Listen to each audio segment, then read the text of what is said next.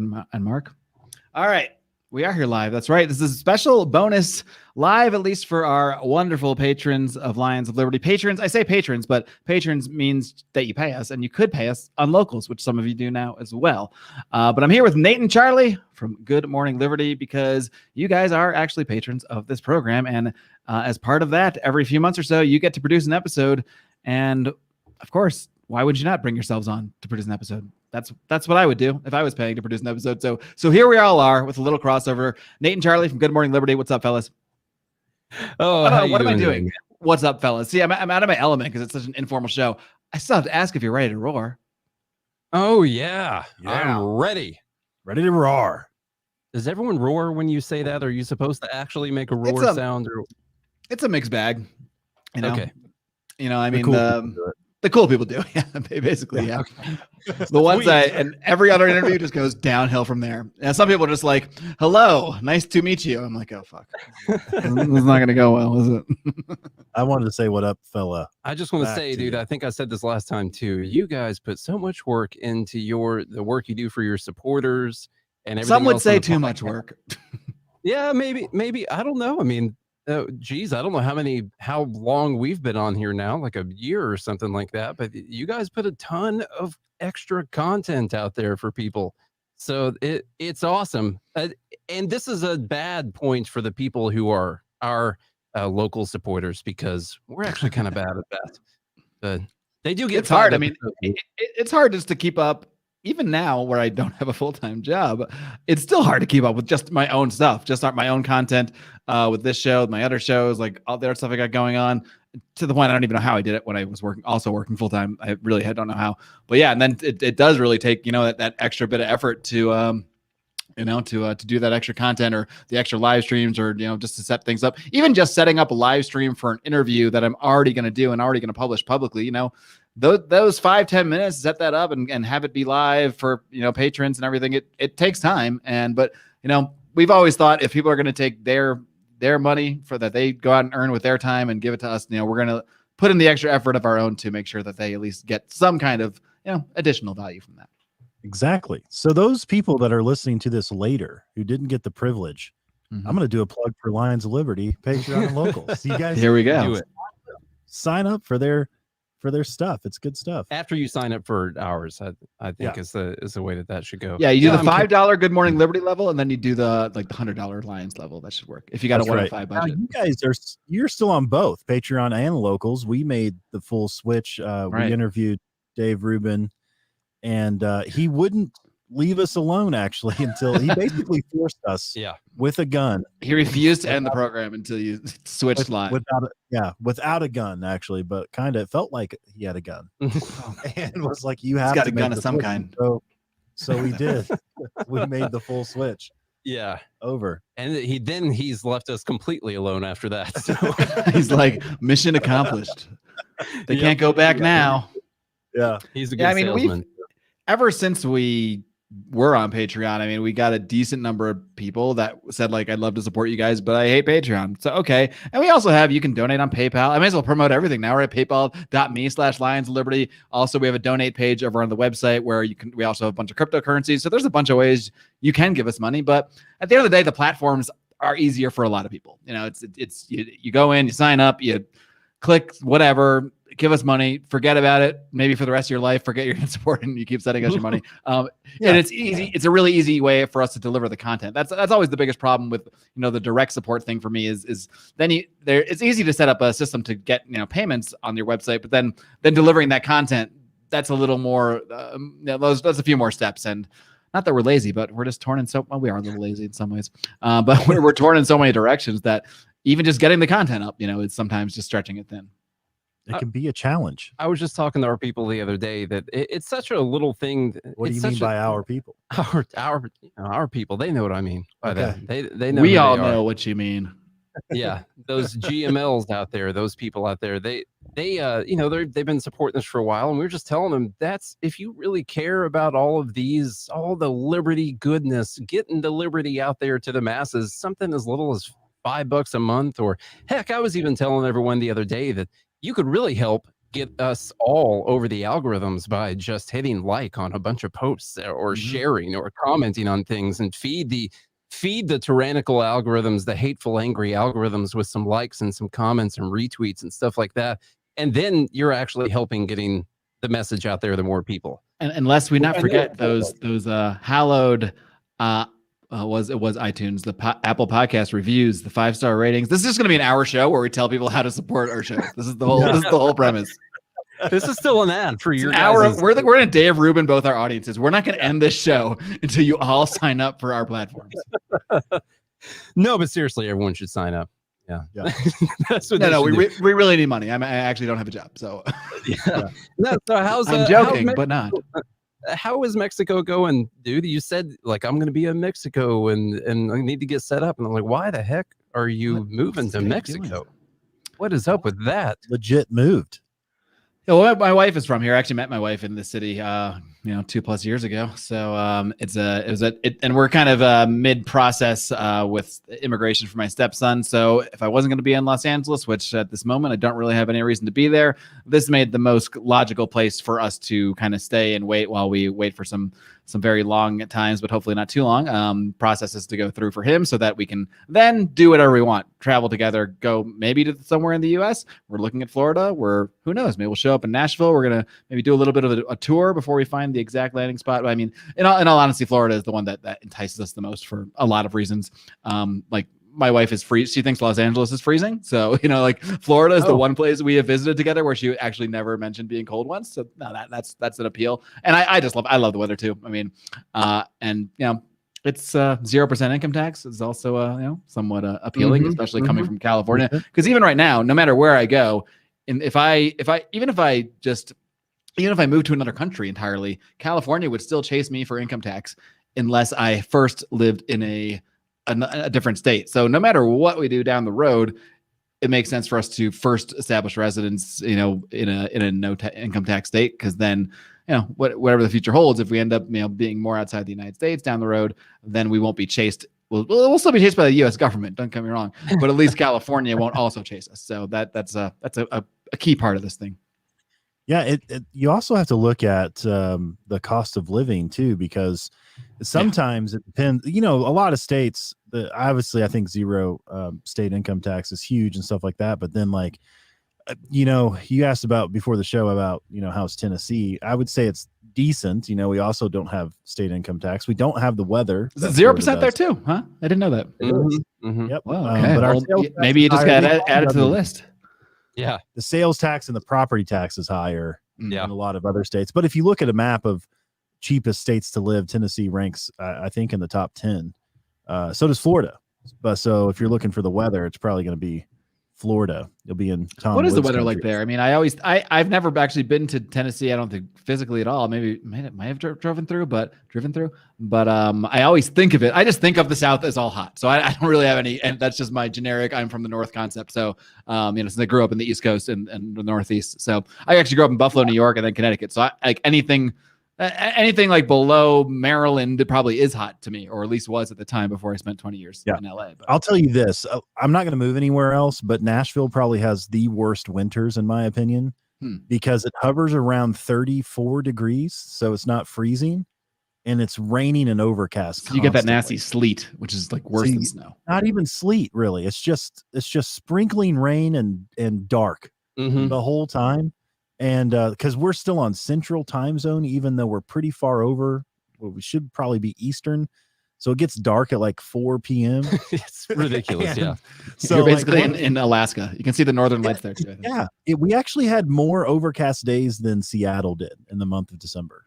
We average more overcast days than Seattle does. Do you ever get legit snow there? Sometimes, yeah.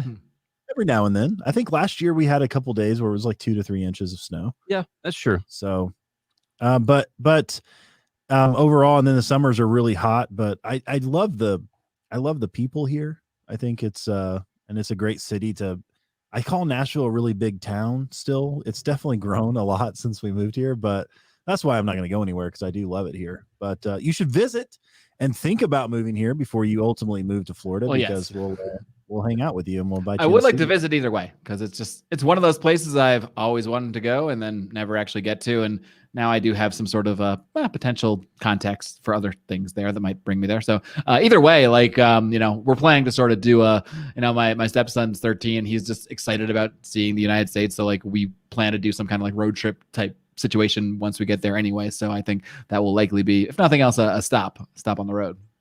So you're going to be on Ben Nate's Shapiro's. gonna watch him while we all go to the bar. There we go. Already agreed. Yeah. No, I like to watch people drink. That's okay. My thing. I like to. So watch. does he. So it works out great.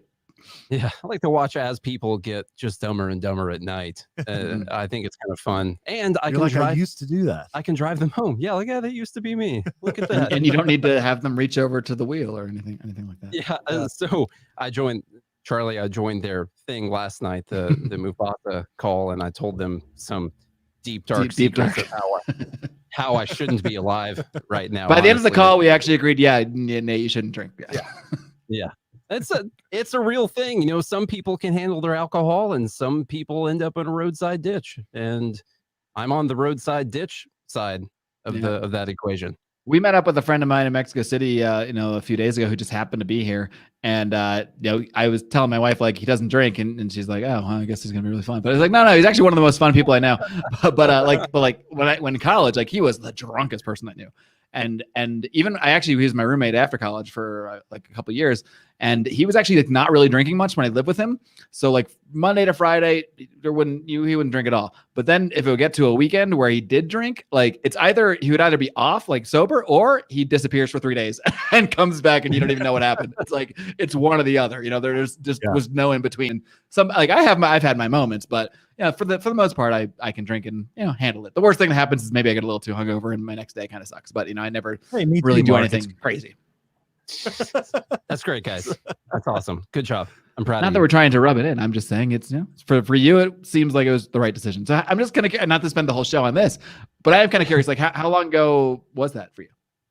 That was let's see, a little over 3 years ago. Let's see, in June. So whatever month it is right now, I can't remember. But 3 years and 4 months. 3 years and 4 months ago. Not a single bit of substances that I decided not to have anymore. Did you go through any of those like 12-step programs, or did you just made that decision yourself and just that's all you needed? I pulled up outside a couple Alcoholics Anonymous things. A couple of went into one time. I'll tell you one thing that really helped me the most was Jordan Peterson's book, 12 Rules for Life. That was actually a really good one, even though it's not focusing on alcohol. Yeah. It's still really around the same thing. I did read the Alcoholics Anonymous book, and it's actually a really good book. To tell you the truth, there's a lot of good. It's actually just 12 rules for life without lobsters. Yeah, it is. Yeah. It is just with stories of people whose lives were torn apart by alcohol. So, I just we did Charlie and I both did the band thing, touring around for a long time, and when you're just sitting in a bus or something and you're just riding for 10 hours at a time to the next town, and you just find stuff to do, and one of those things is to drink a whole handle of vodka. So it's a real thing. It's true. Yeah. All right. Well, we won't dwell on the past too much there, but no, it's okay. I'm fine. I'm gonna be fine. And I'm gonna be fine. I know, let's dwell on it a little more because I am just curious. So I know a lot of people when they, and I've noticed this for myself. If I give something up that I've been doing, I often replace it with not necessarily another substance, but like some kind of activity I have to get hardcore about. Like, did you have anything like that became sort of your replacement for whatever alcohol might have been doing for you? It was really the podcast and the trading class that we have. So that's all I do every day, and I start around 5 a.m. and go until I fall asleep pretty much every day, and just go as hard as I can at all of that stuff. And it wasn't as hard as a lot of people would think for me, because I actually never drank until I was 23 for the first time. That was the first time I ever had any alcohol. So I gone that whole time hanging out around people who were drinking or, just had, at that time I was like super against it. This is the dumbest thing in the world. All these people are heathens, all this stuff. And then, I gave in to gateway devil juice, to the gateway drug of like a screwdriver or something like that. I don't know what it was that someone gave me, and some an innocent wine. mimosa of some sort. Yeah, it was actually my wife's fault. She's the one who got me to drink some wine. That's one a true night. story. Yeah, it was her fault. Yeah, and she's paid dearly. And she paid the price. Full circle. That's interesting. Though. I mean, I'll tell you a story because Nate and I have been. For those that don't know, Nate and I have been friends for like 20 years. And I remember so when you know him pre and post alcoholic. I do. So Nate didn't drink until he was 23. Interestingly enough, because he knew a part of himself. He was like, it's very possible I could be an alcoholic, so I don't want to get into it. And then when I started, if the vigor that I have for pudding pops is any indication, like this is gonna be gonna be wild. Yeah, when I treat it like I do those pills, it's gonna be really bad. So when I started drinking, right before I was 21, Nate and I were both actually good kids. You hear all these stories of people sneaking out of their houses and stuff. And I was like, what is that? Like, we didn't do that. One, because we lived in trailers. And they're harder to sneak out of. There's just nowhere to go. You can feel it when you're moving. Exactly. I mean, you just can't do it. But I, obviously when you're drunk, it's always the best idea. You call your friends like, come party with me. So I would always be like, Nate, come do this with me. He's like, no, I don't drink. And then one day I found out that he did, and I was so pissed. And it was you and your wife were servers at this restaurant, and they were having a wine tasting. And typically Nate sat out on these, but she convinced him somehow. I don't know what kind of power she has. I can tell you. but you know how women can convince men of anything, pretty much. And that's how it all started. It was downhill from there. Mm-hmm. And she was trying to get me in bed. So, and then honestly, the two worst nights that Nate had, I was there. I just didn't know it. I didn't know that Nate was drinking all day when we would go out to have dinner and some drinks. And so by the time like we both left the bar at the same time, and we had a few drinks, and like I was good to drive, so I was like, hey, see you later. He's like, hey, see you later. And Nate didn't leave. So that was the issue. And he just turned right back around and went right back in, or never. I had no idea he was like. I mean, there were a few times I knew he was drinking during the day, but I didn't know it had become like an everyday, as soon as I wake up type of thing. He did a great job at hiding it from everyone. Yeah, thank you. Yeah, you're fantastic at that. Yeah, but well, maybe someone going through that. But in a roundabout way, it kind of like is the reason for the podcast in some ways, maybe because you needed something else to put yourself all the way into, and here we are. Yeah. So thanks, alcohol. If I was still doing that, we wouldn't be able to put out a new episode every day of the week. When we want to, I would just be too hammered. Or they'd just be much more interesting. Yeah, exactly. The content would be when we first started a long time ago. Probably have more listeners if you did that. Actually, we started with a thing called Whiskey of the Week, and we were doing an episode like once every week. And we got way too hammered drunk to release the episodes, and that's how it would be right now too. So wait, were you podcasting back then still, or I thought it was? Did you? We did about 20 episodes worth when I was still drinking. About 4 years, almost 4 years. Yeah. Are those still up on the archive? Can I go here before and after? Some of them are way back, and then we took I don't know, several months off, got busy doing other stuff, and then Charlie just called me one day and he was like, "Hey man, we're gonna do a podcast," and I was like, "We're actually gonna do it consistently." And he was like, "Yeah, Good Morning Liberty," and I was like, "Okay, you want to do it at 3 p.m. every day?" And I was like, "Yeah, cool, let's do that." Yeah. So the people give us crap for the name sometimes, but it's Hawaii's favorite morning show. Exactly. Exactly. Yeah. Well, let's talk about anything you want, Mark. But anything you want, man. You're the ones that pay us money to do this show. I mean, I'm just here. I'm just the conduit.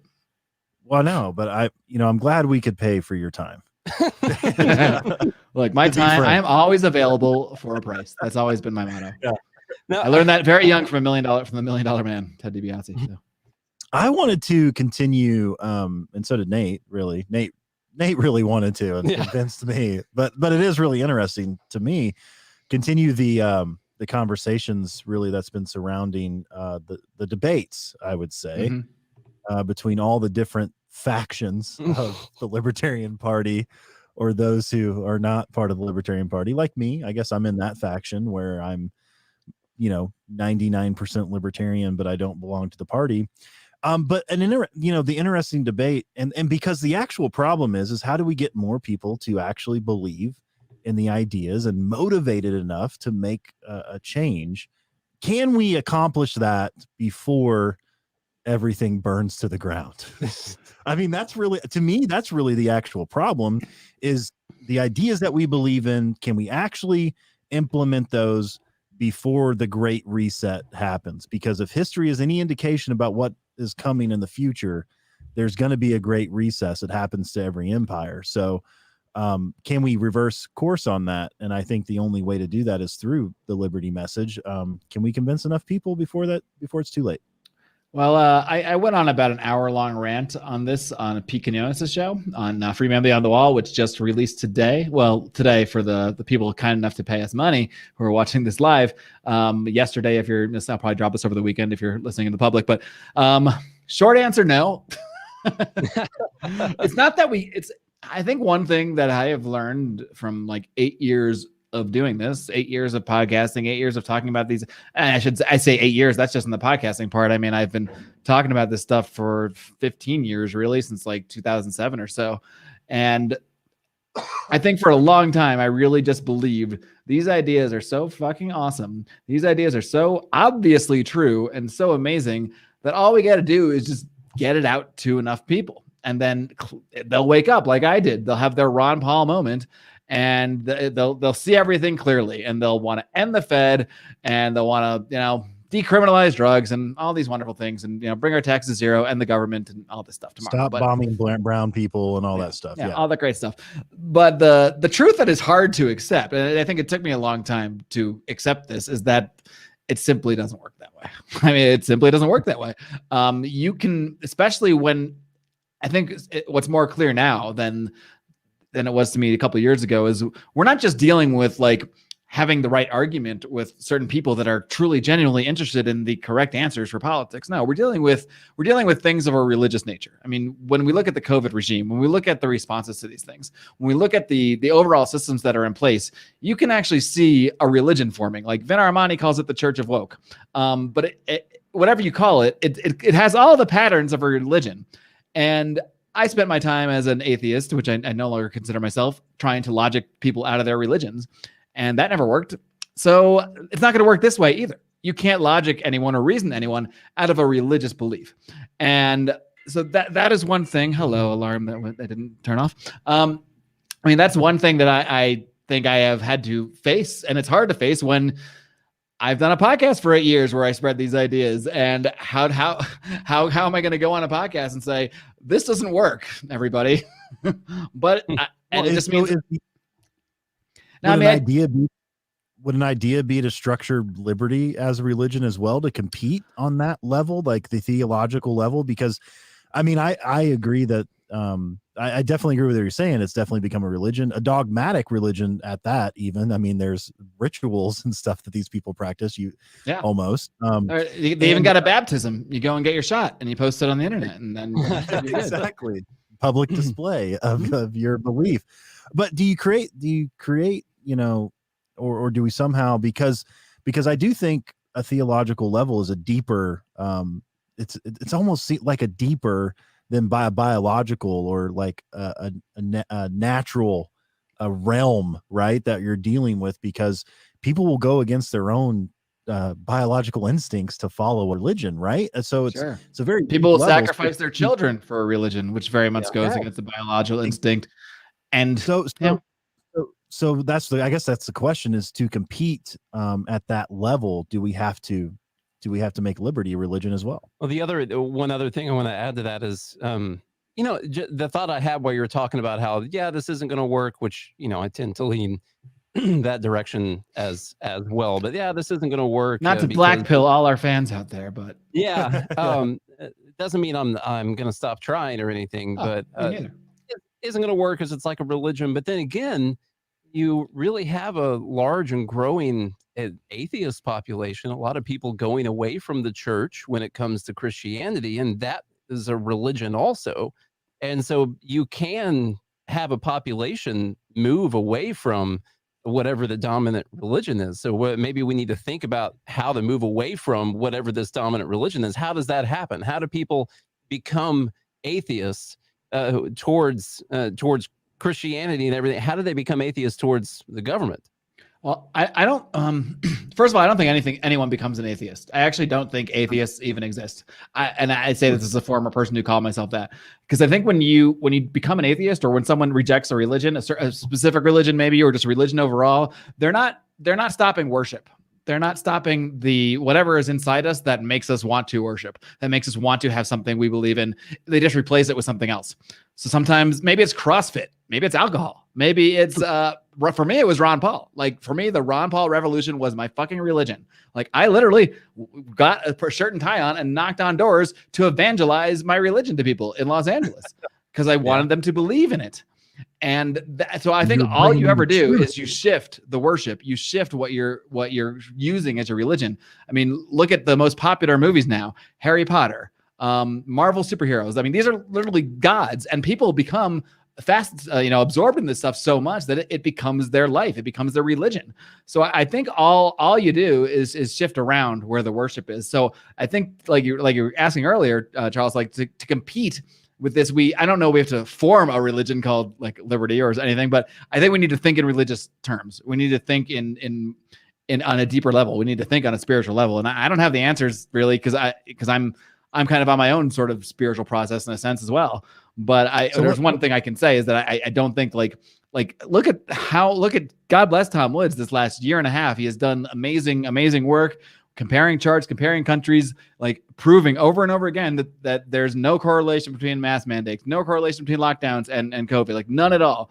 And it doesn't matter at all, because charts and graphs don't move people. They do reinforce people that already believe something. Like I see the charts and graphs, I'm like, yes, this is supports what I already believe. But if I was, in full on in the COVID regime, or, the Church of Oak or what have you, I would scoff. I wouldn't even glance at this thing because it's not what I believe. So it's not going to convince me of what I believe. Yeah. So let me ask you a little bit deeper question.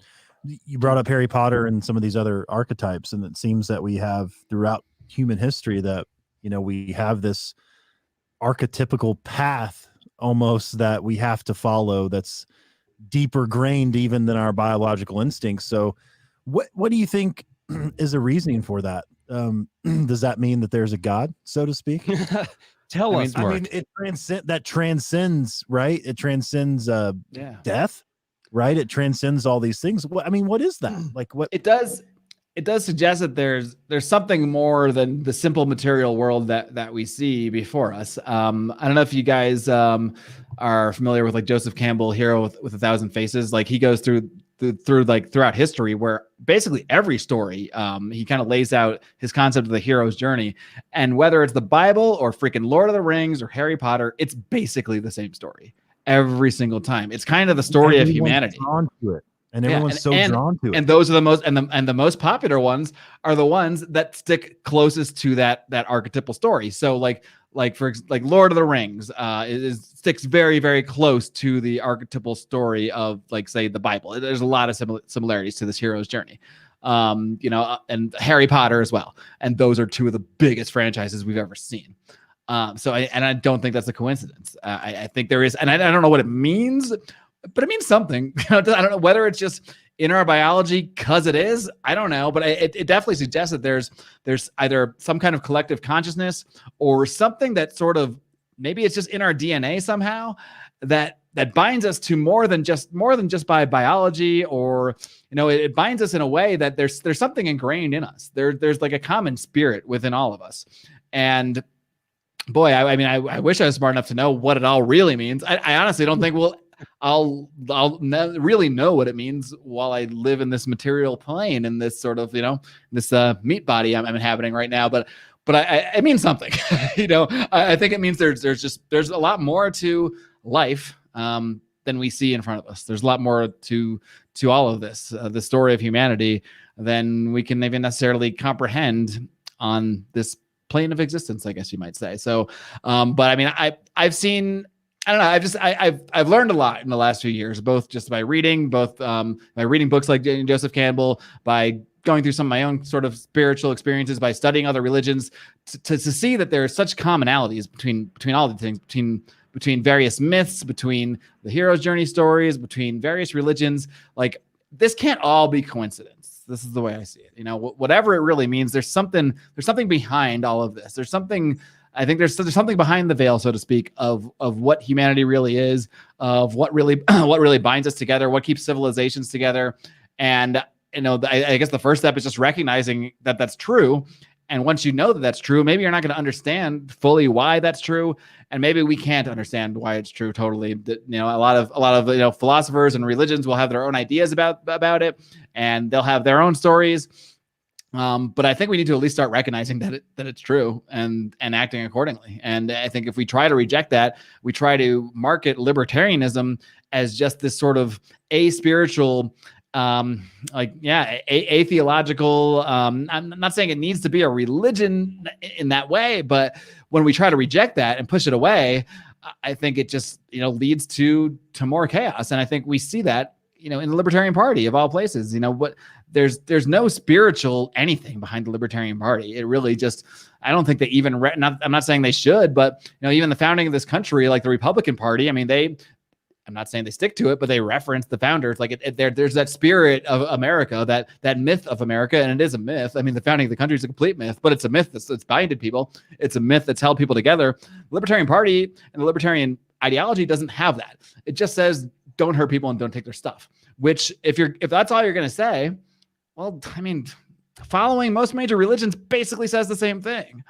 So does it make sense to reject all of this and just say, well, let's replace it with an ideal, this moral, this non-aggression principle? Why do you believe it? We just do. Or should you tap into that spirit that is there, that spirit that if you really follow it and you really adhere to, like, the principles of like what a lot of major religions would teach if you really followed them. Now, most people, I don't know about most people, but a lot of people, and I think I fell into this trap when I considered myself more of an atheist, I would look at the actions of certain people and say, well, this doesn't seem like, this doesn't, line up with what their religion says.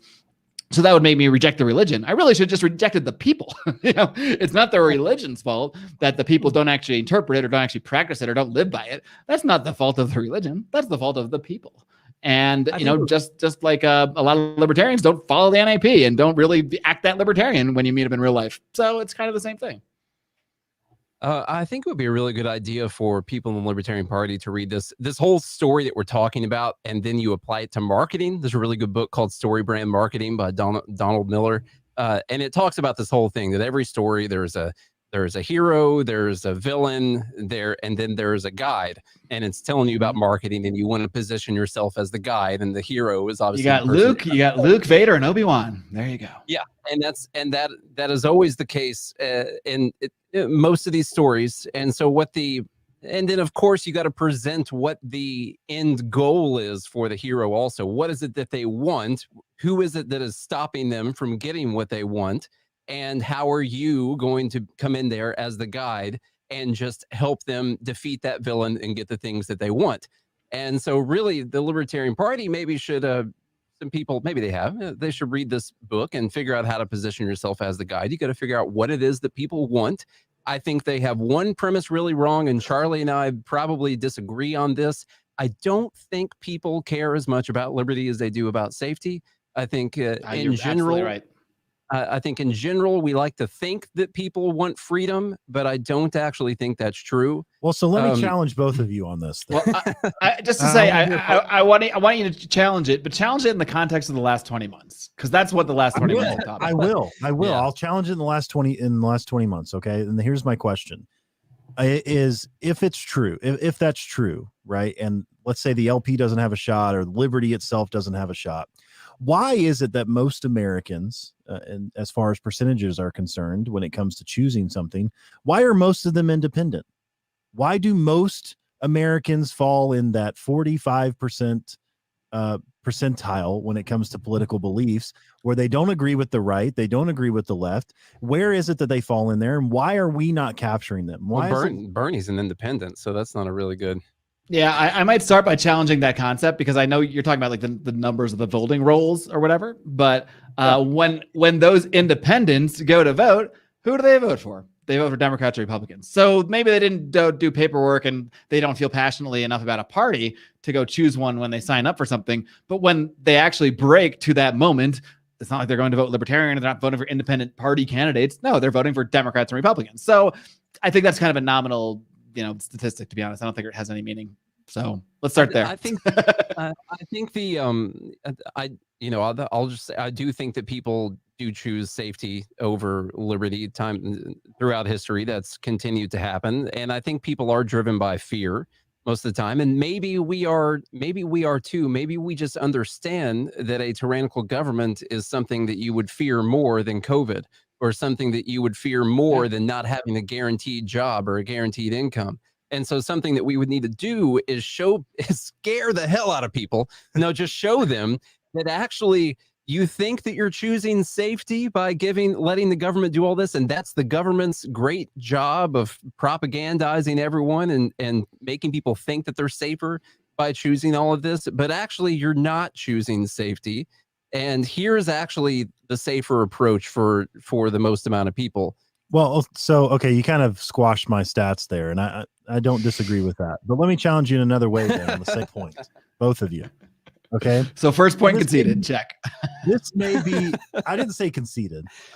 But, no, easier than your other debates. But did you know you'd be moderating the debate between me and Charlie and yourself today?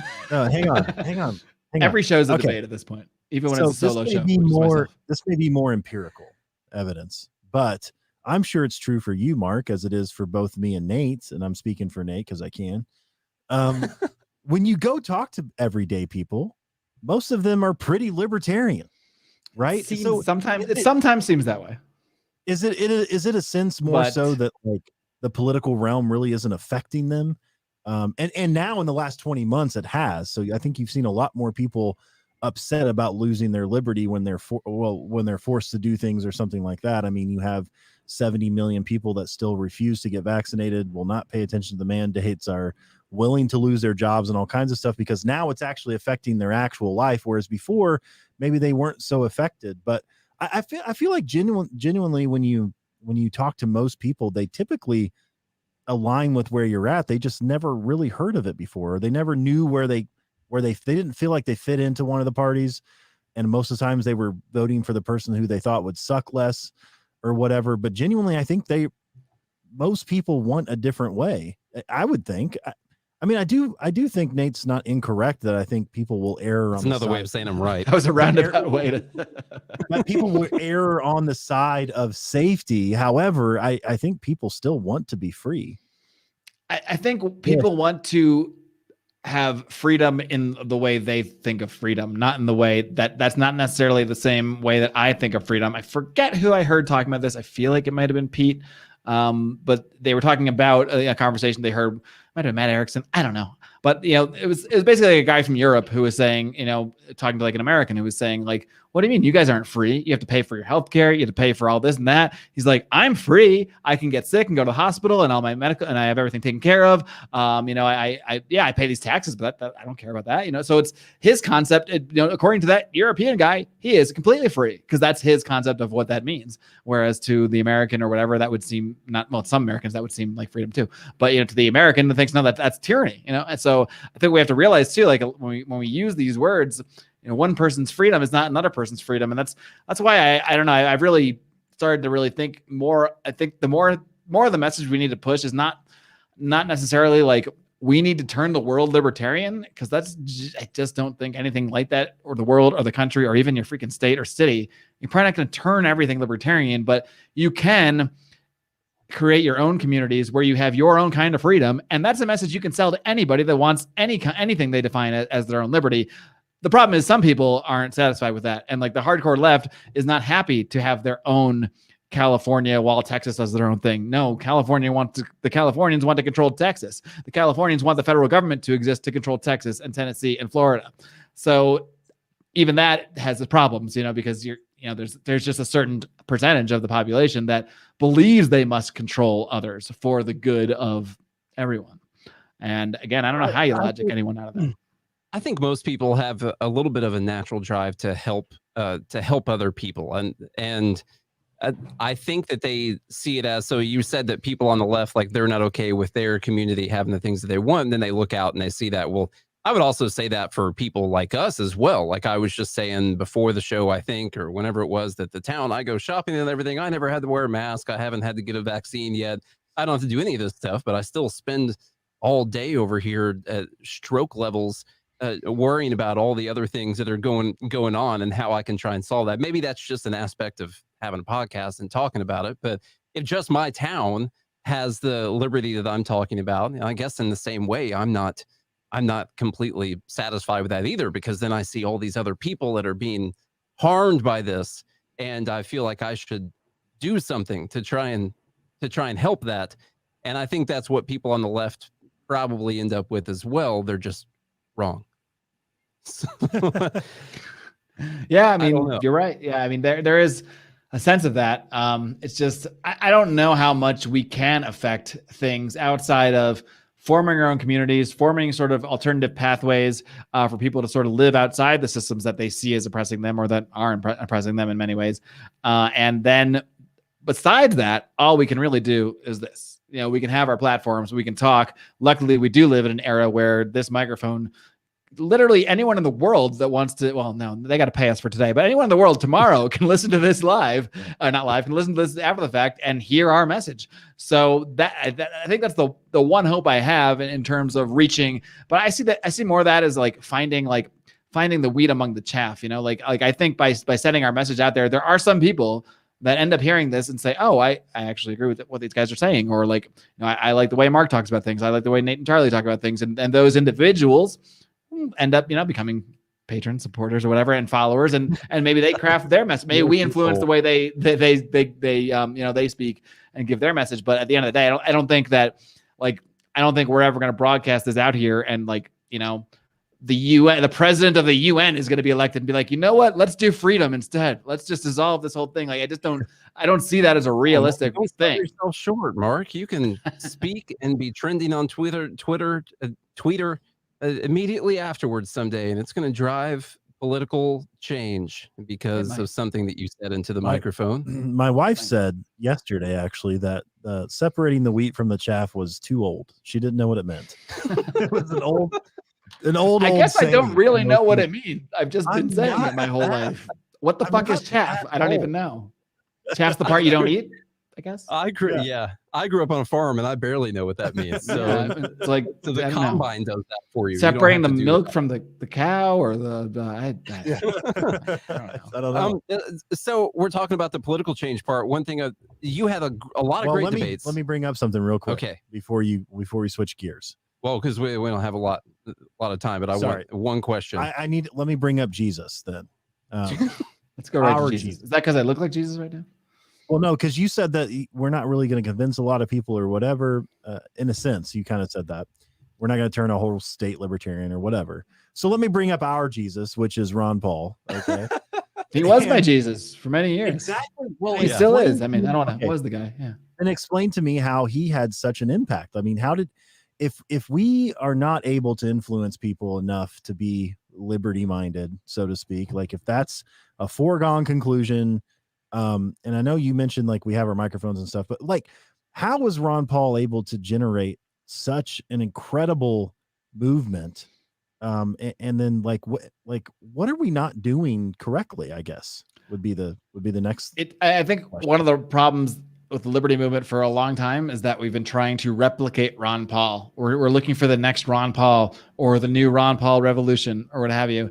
And I think that's a mistake because I think the Ron Paul situation was so unique, so incredibly unique that to replicate you'd never be able to do it. Something different could happen, but I don't think you could really replicate that because Ron Paul was he had this multi-decade history. First of all, he was a congressman, not because of his ideas of the liberty. I'd like to believe that. Not because he talked about the Federal Reserve, went knocking on doors talking about the Federal Reserve. He was a congressman and kept getting reelected because he delivered half his district. Like everyone just knew him. And when you deliver someone's babies, this is the person that brought your child into the world. Yeah, you're probably going to be like, oh, I'll vote for old Ron, of course. So, that's why he was a congressman for so long, because most congressmen with his that don't take money like he didn't, that don't sell out like he didn't, that don't, that aren't beholden to lobbyists, like they don't last. No one like that lasts. He only lasted like for so long because of sort of the unique situation he was in his district. That it was really hard. You're never going to outvote Ron Paul in that district with all those people that knew him and that he had delivered all their babies. So that really is why he was able to be in Congress so long while remaining so principled. Then on top of that, because he was able to get reelected so many times, and he wasn't beholden to lobbyists, he was able, and he was I don't want to was him.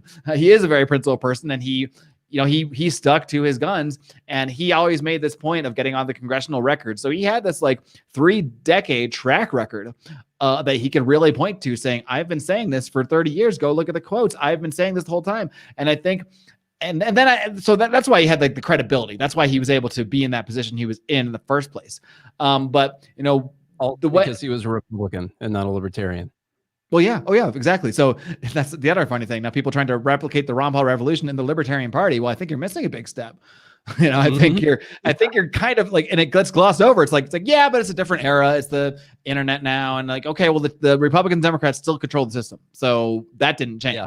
So yeah. My response to that would be, okay, maybe we can get out to more people than we could a while back, but which one would be better?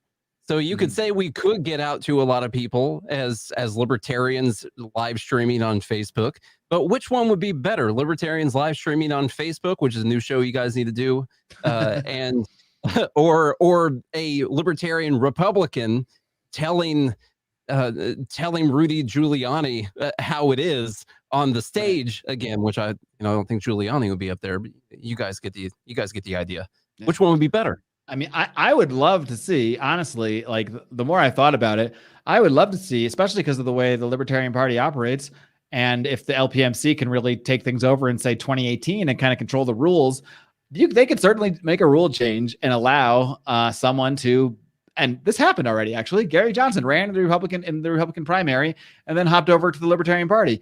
I don't see any reason Dave Smith couldn't run as a Republican and as a Libertarian simultaneously. I don't see any reason that he couldn't do that. In fact, one could help the other, But the problem is everyone's so binary in their thinking, like libertarians are triggered by that idea. Like, oh, the Republicans, the warmongers, because they think it's 2005, the warmongers, the police state. Like, that's not what a lot of the Republican Party, of course that still exists, but that's not really what a lot of like the energy of the Republican Party is nowadays. The energy of the Republican Party is much more isolationist. Yes, there are like, I guess they're, I'm not going to get into the whole immigration thing because that's neither open borders nor closed borders is libertarian. There's no libertarian position in our status system. So put that one aside. But there, this is not 2006. It's not 2008. And I do think Dave Smith could do awesome in Republican debates because he would get on the stage. He would absolutely get on the stage. He's already been he gets on Fox News. He gets on mainstream platforms. He would definitely get on the debate stage. If he announced he was running as a Republican, he would be there. And I don't see any reason if, for the people that are disgusted by the Republican Party, don't want to be involved in it. Okay. I don't either. Really. I'm just talking about someone who wants what he wants to watch. I want to see David Smith on that freaking national debate stage, and he's not going to get there as a libertarian. And maybe it doesn't work out. Maybe he doesn't get the nomination because the system's rigged. Well, great. How many more people is he going to get to in that interim period just being on that debate stage? A lot more. And maybe he could then go back and harness that energy back into the Libertarian Party if you want. That's okay too. Once that whole process is complete, who knows? Maybe some crazy Donald Trump shit happens and he actually starts winning states. I don't know, but he's not going to win states to Libertarian. I mean, come on. The most popular libertarians have all been Republicans. Yeah. That's Ron Paul, Justin Amash. All of them. I mean, Gary Johnson was only elected as a Republican. That's still the thing I don't understand how they don't. And when he ran as a senator in his own Senate in his own state that he was a Republican for, he got like 18%. And he was a very popular Republican governor. Like he won 2 terms, I think at pretty high margins. At least I know his reelection was a pretty high margin. And he floundered when he ran in a state where he's supposed to be popular in. Why? Because he had the L next to his name. And I think for a long time, I wanted to be like, this like reject the duopoly or this and that. All right, but that's a different game. That's playing a different game. So if you want to play that game, then play that game. But it's a losing game because the duopoly is not going to change the duopoly for you. So you can't change the duopoly from outside the duopoly. It's not possible. You need to infiltrate. And if you want to change the rules, like all the ballot access and debate access, you're going to have some Republicans and Democrats to vote for that to be able to happen. That's the only what's going to, and they are not going to allow that. Trust me, I don't like this. I don't like admitting this, but I have to admit it after watching for this long. Like I can't keep lying to myself. That's exactly what I wanted to hear your opinion on today was what to do with this whole Ron Paul revolution idea. I do agree that we need to stop focusing on Ron Paul. We need to focus on his Latter-day Saints. Unless we actually get Ron Paul to run again, then we can focus on Ron Paul revolution again. Then I'm down. But he ran in 2016. What that would have been like. Imagine ran in 2020. Listen, we drove up to Iowa to support Rand. I think it drives me nuts how libertarians treat Rand because he's not as pure. We say this all the time. He's also not as charismatic. He's not like that's the problem. He doesn't have the it factor that Ron Paul somehow did have when he's talking. He sounds completely fake when he's talking. Yeah, that's it. That being said, probably the best senator ever. Yeah. But he's kind of like maybe a Peter or a Paul instead of Jesus. He's an apostle. Well, we are building the new religion here, actually. Exactly. Like, look, we're on a theological level here. Okay, so we need heroes. We need to stick to the archetype. Okay, maybe Rand Paul is he's a really nice guy. He's like Peter, but he denied Jesus 3 times. He denied his father 3 times. Right? But hey, he still has the message, right? And he's a really good apostle. But we need a new Jesus. I even heard Dave. We need a baby Jesus. I even heard Dave Smith say during one of those debates that, I like Rand, but then he got up there and he was stumping for Trump when Trump was running. Like, don't we understand any strategy at all? And that, listen, the utmost respect for Dave Smith. Well, I think what Dave's just on that point, just maybe you heard something different, but I've heard Dave mention this a lot. And I think when he criticizes Rand on that thing, it's maybe he does criticize him for something for Trump too. But what his real big criticism during Rand's campaign is like from that first debate when they said like, well, you all pledged to to support the Republican nominee, and Trump was the only one that said no. And then Rand went off and was like, this guy's not even a Republican. He can't even pledge to support the nominee. And it was such an anti-Ron Paul thing to say that I think that moment was such a breakaway from the spirit of the Ron Paul revolution. And it was in the first debate because Ron Paul's whole thing was like, I am principled. I never cave. I never just say I'm just going to support whoever the nominee is. And then Rand Paul took the exact opposite position. And I think that Dave points that moment out a lot. And I think he's really right that just sucked the wind out of so many. I mean, I remember watching it thinking like, really? This is what you're saying? You're criticizing this guy because he's saying what your dad would have said? Like he's literally saying, I don't know, we'll see who they are. Like that's all Donald Trump said. And Rand Paul just went crazy on him. And I think that was just such a strategic blunder from him. I can see that with the libertarian crowd. But I also strategic blunder. I should say strategic blunder with the Ron Paul people, not necessarily with the overall thing. Yeah. I also think Rand noticed that his dad didn't win in those presidential elections, and I think he wanted to take some steps that could actually lead to him winning. And so when I think about that, I think about what would the strategy be? The whole keep your friends close, your enemies closer thing. What could you actually do to stay closer to the power? I think having Rand in there, buddies with Trump, was actually a pretty good thing. While Trump was in office, maybe he kept us from going to war with Iran. Who knows? But I think it was better than him not being there because it's hard to quantify what things were, didn't happen. Yeah. I don't contrast that with like Justin Amash, who spent like 2 years or 3 years with TDS, and what did he accomplish there? So yeah, I mean, he's a congressman, a little different, but he certainly didn't have any influence on Trump where Rand did. Why? Because he played the game different. And how much is he helping now that he's great? He's a libertarian. Awesome. Yeah. That means he's not in office anymore. Yeah. That's exactly what that means. Definitely not the national level. That's literally what it means. And it actually means he probably never will be. Like he's probably going to be among, I see the contenders right now for the LP nomination essentially as 3 people. It's Spike Cohen, Dave Smith, and Justin Amash. And so that's his best. So the best case scenario is he gets the libertarian nomination because maybe Dave doesn't run. I honestly think at the end, even though like the old school factions in the party wouldn't want it, I think Dave is able to get enough energy and enough people in that if he wants it and ends up wanting it, he can take it. But very interested in those 3 because I had no idea who I'd want. I worry about that. I would go for Spike Cohen over that pretty easy. I love all those guys. Spike's got the whole nipple thing going against him, but I thought he was going to say going for him. I was like, yeah, I agree. Well, I was just thinking like politically because hey, people like when you think of libertarians, it's like a fat naked guy dancing on stage. And no offense if you're listening, fat naked guy, didn't mean to shame or anything, but that's kind of what you think of. And I think libertarians don't realize what the media could do to libertarians if they cared about libertarians. They don't do it because they're not a threat.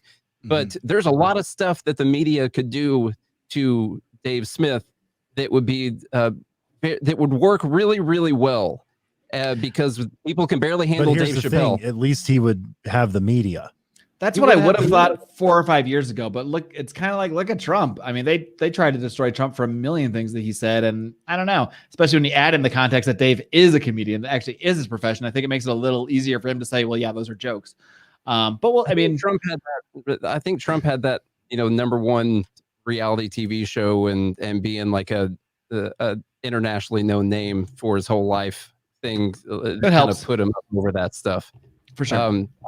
I'm just saying I'm worried about it with Dave. Audio recording. Like, I agree. I know, but he's so. Yeah.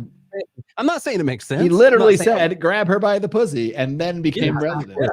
And then he was president. I love Dave's comedy. I agree with him on, I think, all of the issues. I really have not heard anything that I disagree with him on.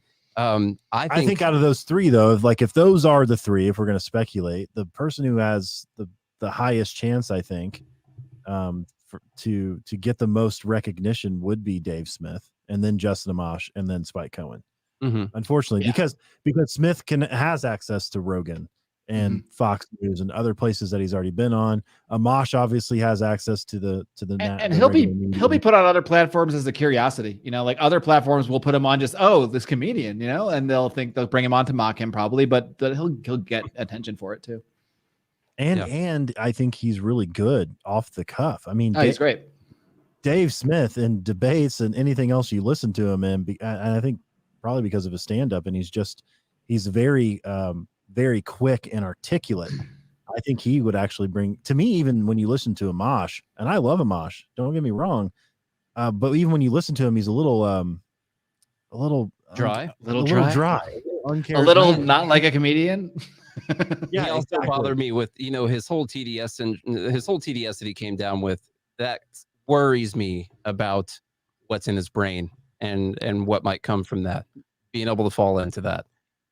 I think another problem with the Libertarian Party, another thing I've come to accept, because I used to be someone that says, oh, the right and the left, there's no right, we're the middle, or not the middle. I never said that. That's like a Gary Johnson thing, but more like we're a third rail. We're not either right nor left.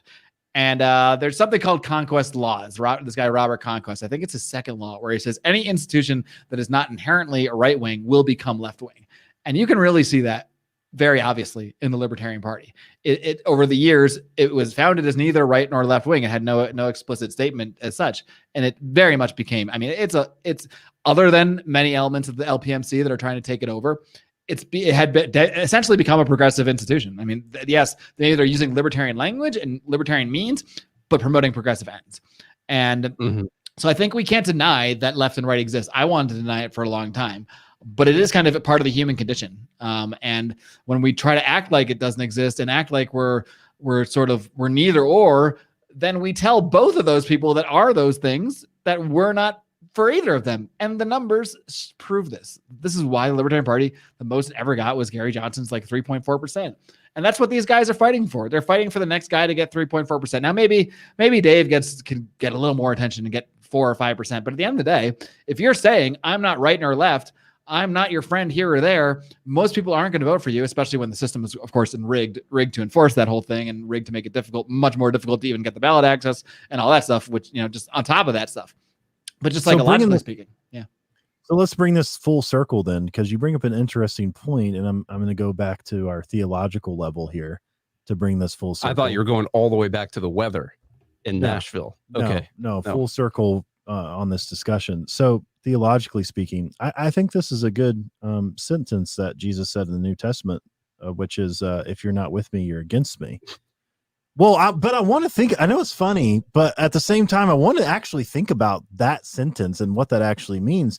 And I even think about this like cosmosisly even, right? Because you have things that are going a certain direction.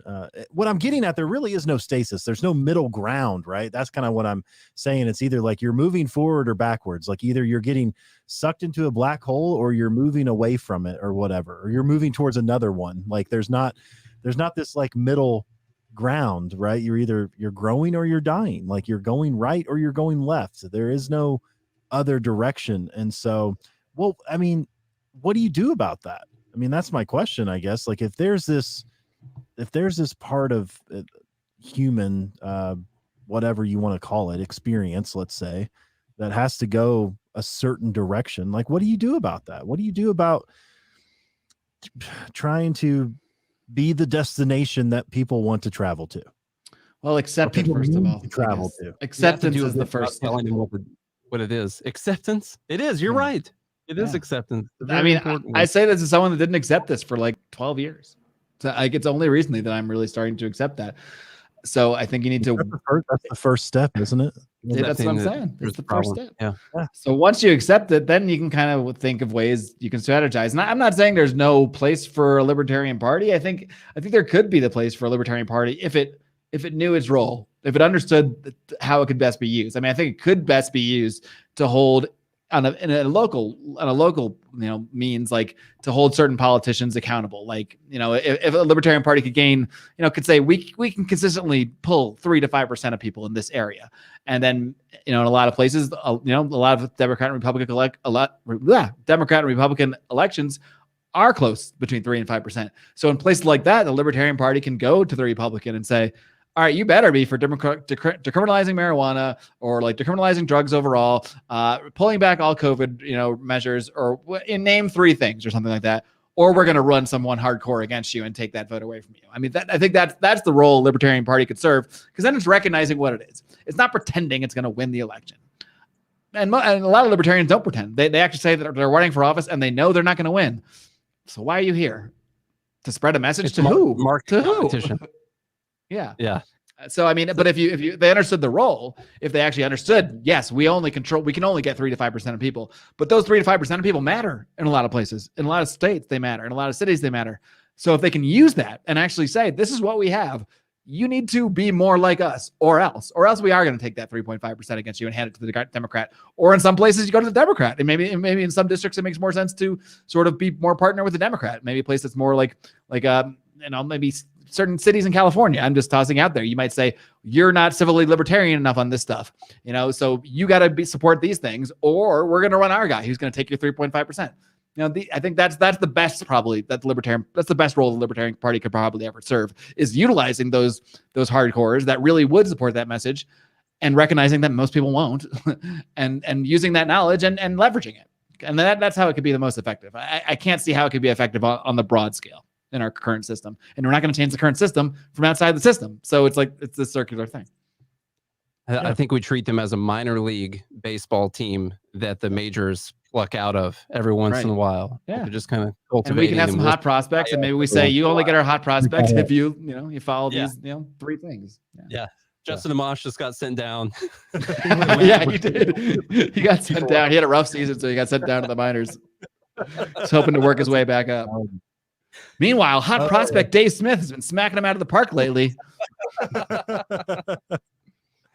Okay, so now to bring it full circle. Sure. We are accepting donations to this Church of Liberty. Maybe we should. It's the Church Rum Hall of Latter-day Saints. Yeah, exactly. Is what it is. Good morning, Lions of Liberty. What do you think? Yeah. Church. Exactly. Yeah. Church of GMLOL. Yeah. So go make all your donations at goodmorningliberty.locals.com or lionsofliberty.locals.com or patreon.com/lionsofliberty. Or the variety of other donation methods you can find over on lionsofliberty.com. Exactly. So that actually is full circle. That truly is. Just come here to poach their patrons over here. I see what you did. No, we agree. We're making a church. We agree. Everybody listening should support both programs, but if you have to choose, it should be Lions of Liberty. All right, everybody. Now, before we end, but feel free to plug on anything else you guys got going on. I know you got the trading program too that Nate is up at 5 a.m. working on instead of making Bloody Marys at 5 a.m. Luckily, so feel free to plug away on anything else you want to send people towards. It was actually like whiskey and coffee. was his morning drink of whiskey and choice. coffee, the cheapest whiskey and coffee that I could possibly do. Now, if you're interested in trading at all, we talk about long-term trading, day trading. I get up and trade live every morning at Market Open, and there's 350 videos on the website as well, and you can join the Discord and see some stock picks and all that kind of stuff. So, we are interested in this whole building your own wealth thing as well, because the market's always going to be open and you can always make a trade and take control. So nomadnetwork.app/ I'm just sponsors both our shows, so we can promote the Nomad Network. Yeah. Although it's /lion if you want to be good. I think it's /GML. I'm pretty sure. But no, if you go to, there's too many links here, but I'm sure it'll be in the show notes, mastermytrades.com. That is where you go for that website. And then also, if you want to follow this podcast, we put out a brand new episode every single day of the week when we want to, talking life, liberty, and the pursuit of meaning. And you can go to goodmorningliberty.us/connect, and it'll give you a link for whatever you fancy. Every single morning in Hawaii when we feel like it. That's the GML guarantee. Mm-hmm. Yeah. That's all right, guys. Well, the whole meaning part is where we're going to really get into this, church stuff, probably. Yeah.